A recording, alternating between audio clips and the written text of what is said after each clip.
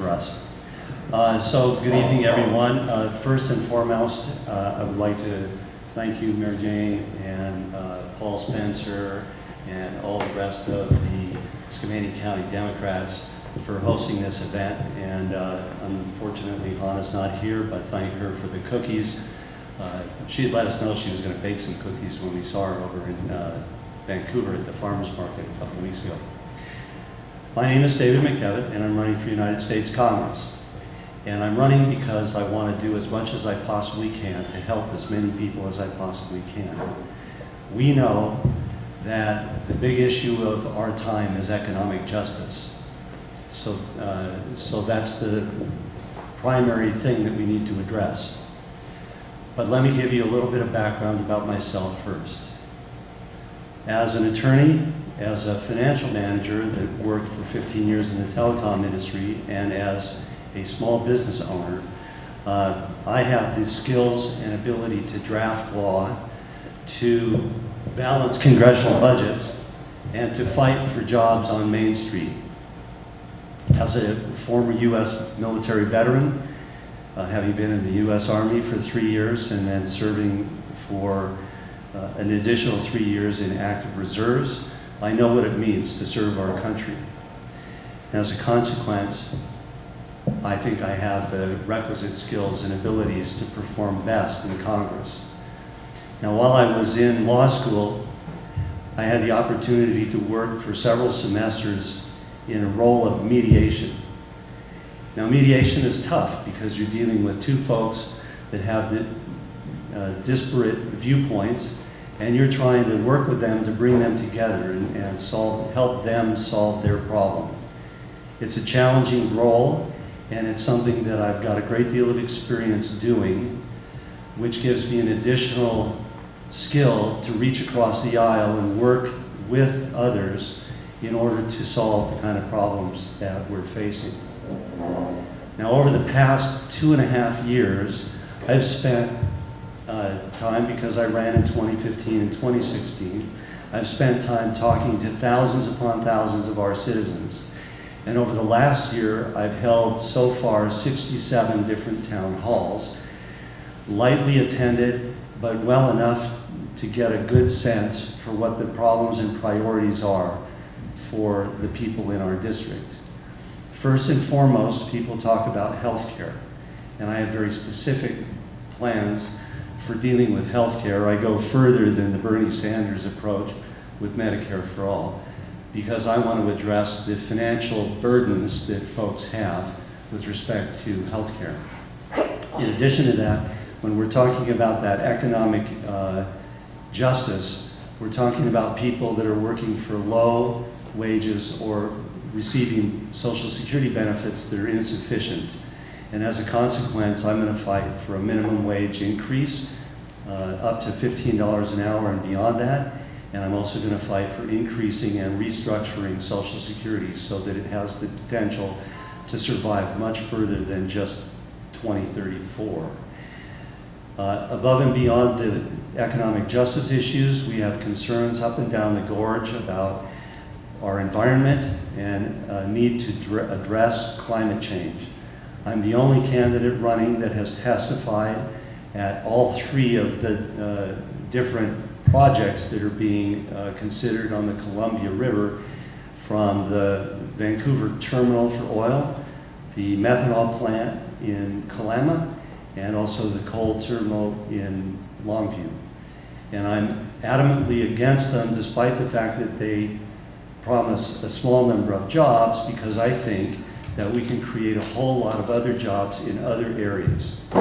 And we'll get to that a little bit later this evening. I'm also very positive about the issue of transportation and infrastructure, and specific to this area, the implementation of broadband internet. Now, I came from the telecom industry, so I know a little bit about how that works. And back in the day, we used to have something, we called it Universal Lifeline. Well, we need to do that for broadband internet so that we can generate the capital and do the capital investment, which is very expensive, and get that implemented out here. And then last but not least, there's concerns about gun safety issues that need to be addressed. I'm hoping I'm not over time. Perfect. Yep. All right, well, I'm Dorothy Gasque, and I'm running to replace Jaime Herrera Beutler. I'm a third-generation public servant. I come from a family of civil servants who taught me two important things. One, that democracy requires participation, and that democracy must be defended. So I joined the Army out of high school in order to defend democracy and was sent to war to defend the oil companies. And, you know, I found myself really wondering why. Why are we going down this path? And I'm running because we have been at war for my son's entire life. He was an infant when we went to war in Afghanistan. He was 3 when I deployed to Iraq. He's now 17 and nearly an adult. And now I'm facing the very real possibility that if he joined the military, he could be sent to fight in the same war that I did. And wars shouldn't last generations. And it's not just this war that's lasting a generation, but I grew up hearing we'd be the first generation to enter into adulthood with fewer opportunities than our parents. And now my son, 20 years later, is facing even worse odds, even fewer opportunities. So 20 years, that's under Republican leadership, it's under Democratic leadership. Nobody has fixed our declining standard of living in the United States, despite the fact that we are the wealthiest nation in the history of the world. And we keep getting told, right? The economy's booming, everything's great, don't worry. But who's it booming for? It's not booming for the people in Clark County who are living on the streets. It's not booming for you guys here, where your kids are leaving, right? They're moving away from rural communities. It's not booming anywhere for the average American citizen.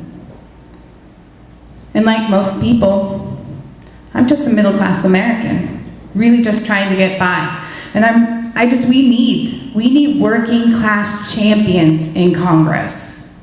We need to stop electing people who have money and who are friends with people with money, and start electing people who are just like us, who can truly represent our needs, who can think about what we want and what we need when they're there at the table, because it's time for us to have a seat. Now, this campaign has been hitting the ground running since last year, but we started before that.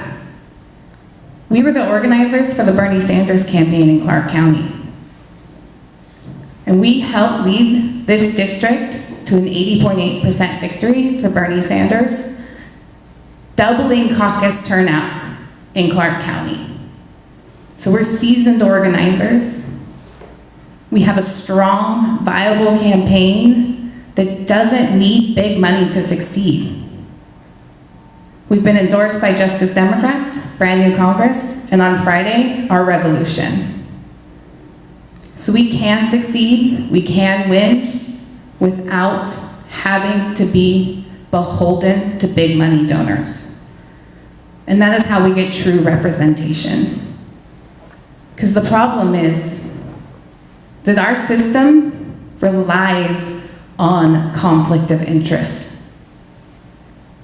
So many people are making decisions they shouldn't be making because of their own financial ties and their own donor ties. And that is what I want to change. I am running a campaign on anti-corruption reform so that we can have a government that works for the people, because that is the only way we get a government by the people.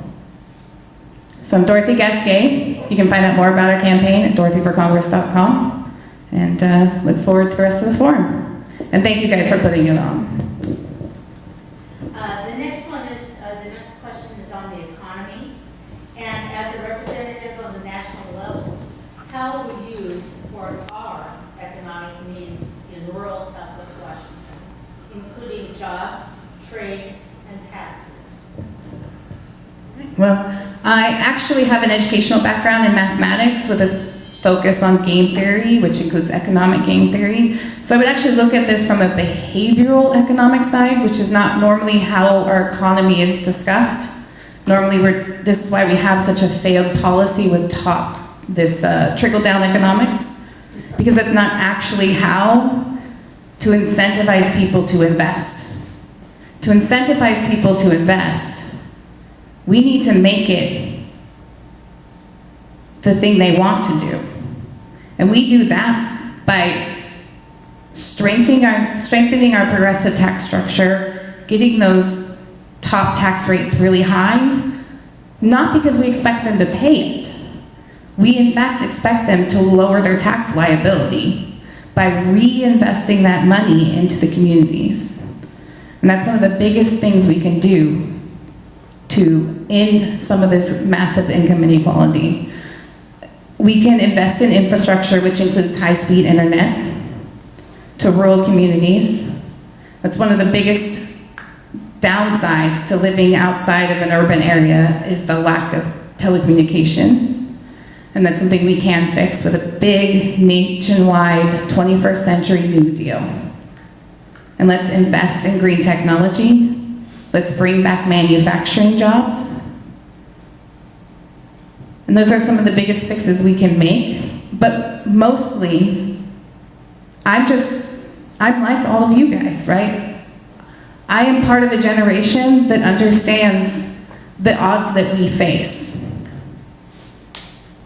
And so I can be that voice. I can be that one that really knows what it feels like to work really hard just to keep struggling, to keep a roof over your head, and to make sure that your needs are met.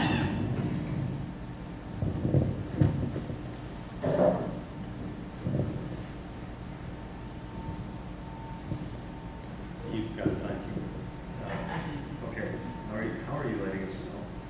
I'm standing up at 30 seconds. Okay.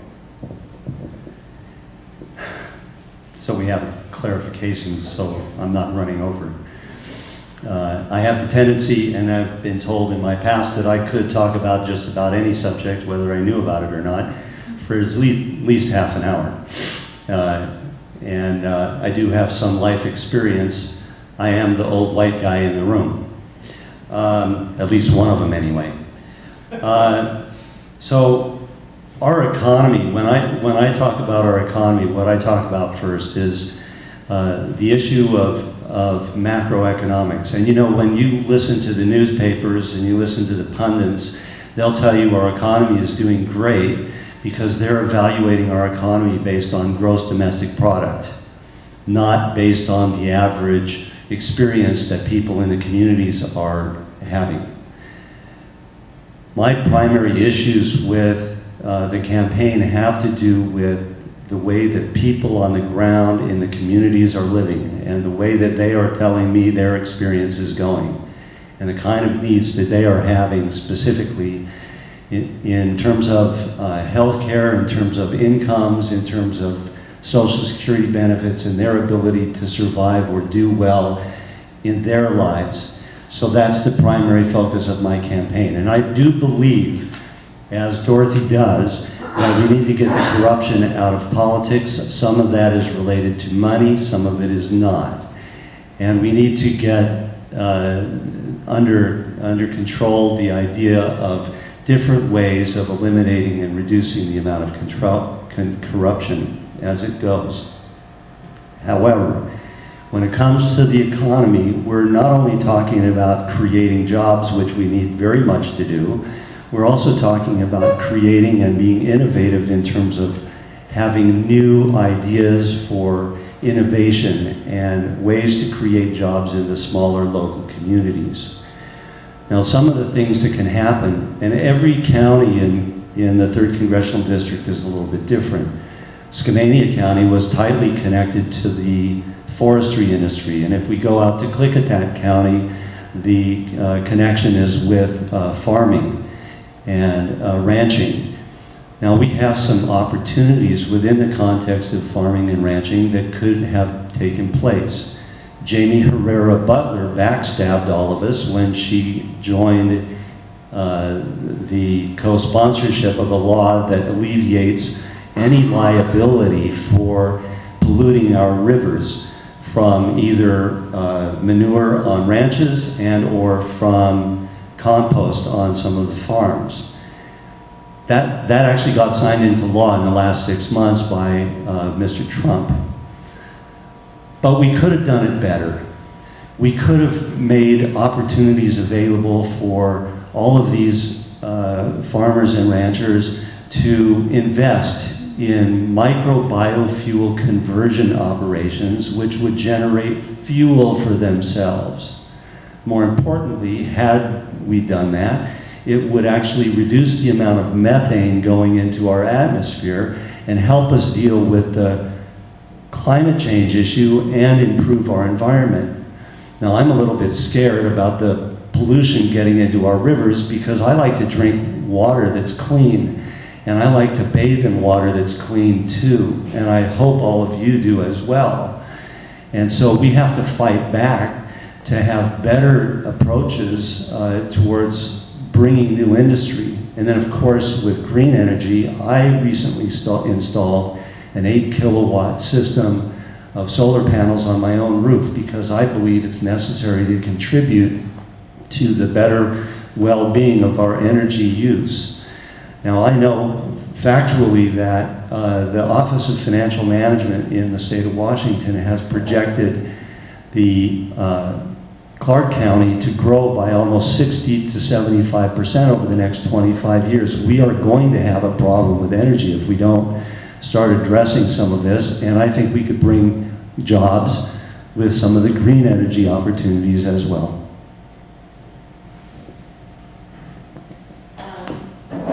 The next question is about our medical system.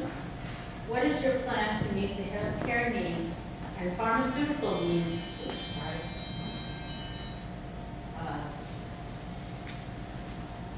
Technology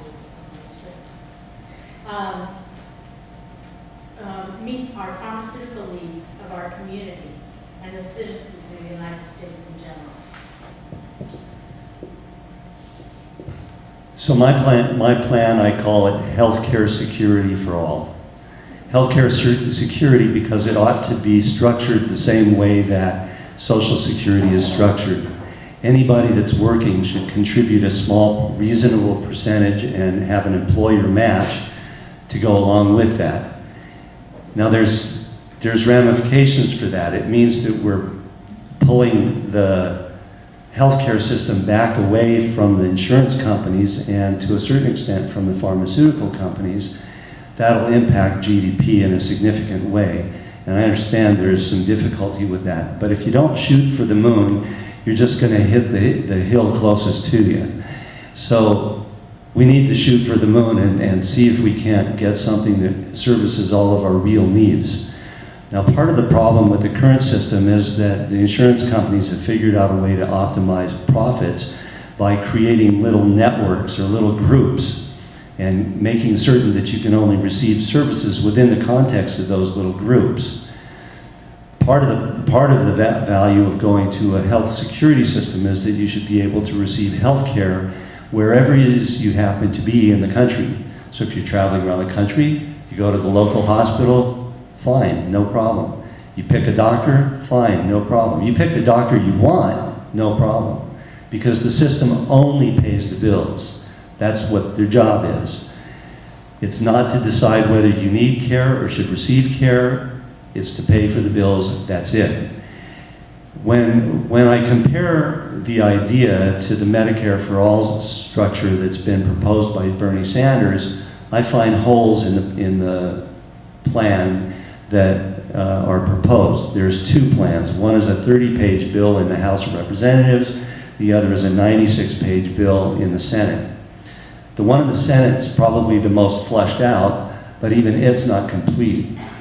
And as a consequence, and having those holes, I'm not fully on board with that particular bill. Now, being someone that would be a freshman in Congress, if that's the only thing I had to vote on, then of course I'm going to support it. But one of the things I'm going to also do is talk about the longer term solution that would benefit every citizen in our country and make certain that they receive care, notwithstanding their ability to afford care. And so that's a critical difference there. And I think with that, I'll pass the torch.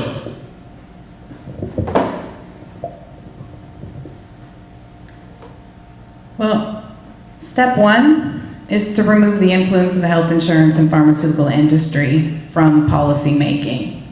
As long as they're in charge of even what bills make it out of committee, we're not going to have solutions that actually solve these problems. They're going to continue to try and force market solutions.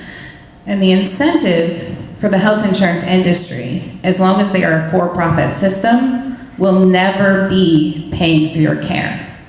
The incentive will always be in paying the least amount out that they have to. So until we take their place away from the table, we're gonna just keep having this argument over and over and over again. And it won't matter how many people are on board with Medicare for All, because at this point it's about 60% of the population wants us to shift to Medicare for All. But that's not gonna matter. It's not gonna matter as long as those people are at the table. So we must eliminate the lobby's influence first. Once we eliminate the lobby's influence, it's not complicated to improve and expand Medicare. It is a system we already have placed in the United States. It is a system that is trusted. It is a system that can easily be adjusted to cover everybody and pay for everyone's basic healthcare needs. And once we have the government being the single payer, they can become a negotiating power force against the pharmaceutical industry, dropping drug prices to where they are affordable. Now, I get my health care from a single payer, single provider system. I use the VA. I'm a disabled vet. I manage my husband's and son's health care through the private health insurance industry, and I wouldn't shift places with them for anything. And I think that's what I have an advantage in when we have this conversation, is that, take Jaime Herrera Beutler. If you ask her about switching to a single payer system, she will immediately turn around and talk about how horrible the VA is. But apparently she's never actually asked any of the patients. Because 95% of us are happy with our care, and we are upset that they're trying to destroy it. So it's pretty simple, but also very complicated. We have to fight the corrupting influence of big money in politics, and then passing legislation to benefit the people becomes easy because your voice then gets listened to. Thank you. The next one is at the national level. As a representative on the national level, what would be your approach to working in Washington, D.C., given the present political climate? How would you communicate with your constituents? So I think the current political climate is a very toxic climate, and that has to do with the fact that special interests are the ones determining everything. And so there's a lot of just fights between the special interest groups. But as a member of Justice Democrats, brand new Congress, and now our revolution, you know, I already kind of have a ready-made caucus going into office. And I share a lot of values with libertarians. And I think that being able to cross that and talk to them about ending our foreign interventions and dealing with cronyism, or they call it corporate cronyism, and then giving them a little nudge to make them understand that it is the fact that they have allowed money to have more power than the vote, so that we can start shifting away from lobbyists having that kind of power and from donors having that kind of power to the people having the power. Because that is what Congress is for. Congress is there to distribute power to where it really belongs, and that is in the hands of the people. And then communicating with my constituents, how about town halls, right? In-person town halls across the district. Our representatives get paid $174,000 a year. They can work during the year, even when they're not in session. And on top of that, obviously, there's all kinds of apps now. Countable is a great way you can communicate with your representative, assuming they're listening. And then emails, office hours, and just in general, being available. When I'm not in session, I'll be here and I'll be available.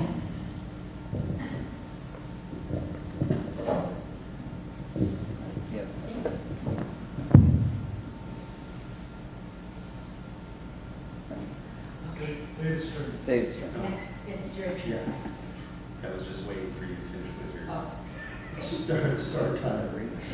timer started. Okay, good. So how are we going to deal with, at a national level, the political climate? Well, as you know, it's pretty contentious, isn't it? So, but it's contentious between the GOP party representatives in Congress with President Trump. They're questioning their loyalty to him. And it's also contentious between the Republicans and the Democrats. And we've got Bernie Sanders in there as a independent trying to, bring this all together. As I mentioned earlier, I have that experience as a mediator, and so trying to work together to find common solutions. But there are some things that, we just have to hold to, and there are some things that are just not going to get any progress in the next 2 years. Even if, so the healthcare issue, for example, there are Republicans that are hurting for a better healthcare system just as much as there are Democrats that are hurting for a better healthcare system. The healthcare system is not going to get resolved in the next 2 years. Because even if you got the House and the Senate to agree to some kind of a change, the chances are very high that President Trump would just veto the thing. And there probably wouldn't be enough of a vote to be able to overturn that veto. So that's part of the process to make sure that things change slowly. Unfortunately, there are things that can be nonpartisan that we all care about that can achieve results. And one near and dear to my heart, and something that's achievable, I think, for the 3rd Congressional District, is to have us work with our congressional members from the state of Oregon and propose a bi-state compact for transportation solutions. And that compact, that agreement, would give us equal seats at the table to negotiate the appropriate kinds of solutions and have an independent body handling the federal funding so that those solutions could actually get implemented. Now, why is this important? Well, we've got 17 bridges from the Idaho border all the way out to Ilwaco and Astoria. And every single one of them, we just drove over the Bridge of the Gods, every single one of them is going to be needing repair at some point in the not too terribly distant future. So unless and until we have a